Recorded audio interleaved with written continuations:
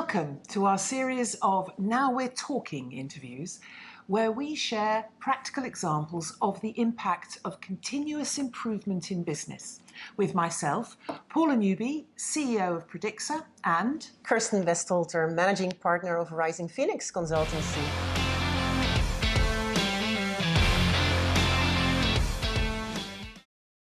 So today we're going to discuss the impact of discovering root causes. So often the solution to a problem lies in a most surprising area of the businesses. It's actually the area you don't first think of. So Paula, thank you for being here. I know you have experience in that field, and I would really like to hear about maybe a specific client where you found out the root cause. Absolutely. So we were actually called in with a client to because the CEO wanted to look at how to improve sales, a common enough issue.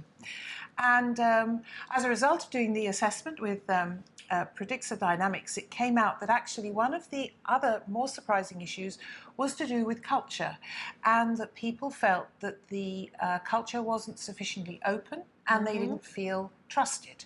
So what was happening, particularly in sales, of course, was that when they were faced with various issues, they didn't feel they could try something new because they felt that they would be criticized or perhaps they would be penalized. And there was this sort of fear of failure. So, but that turned out to be the root cause, or one of the root causes, impacting sales. Oh, really? And if I listen to that, actually, like, how were you able to have these employees open up to you, to understand that this was the issue? Absolutely, because culture is a delicate thing, isn't it? But what we did was we held a series of workshops, and the outcome of those workshops was, with everyone's input, of course, was that various projects were started, and that was cross-departmentally, and also using different layers of management so that everyone was working together. So they could really begin to understand each other, to build empathy, to understand the core values, so that people felt trust with each other. We also suggested having some off-site away days, again, to build the trust and to help with openness. And then in terms of tackling the problem of the fear of failure, it was agreed that if people were going to put forward a new way of doing something in terms of improving an existing way of doing something, then they should come with it supported with data, where at all possible, to get some collective buy-in. And then, of course, if it didn't work, then, well, everyone had understood the rationale behind it, and so it made some sense.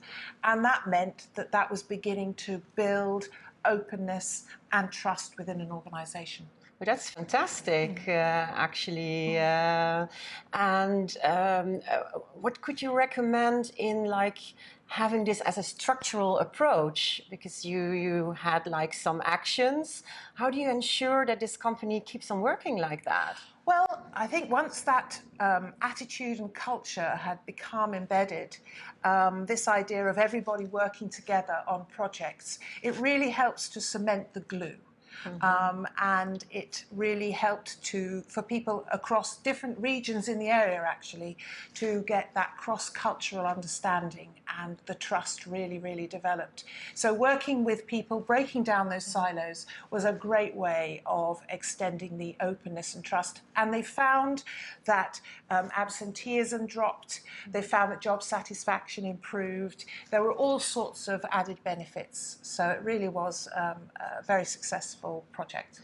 That really is great. And I think today we also learned that you do need to have a structural approach towards root cause analysis.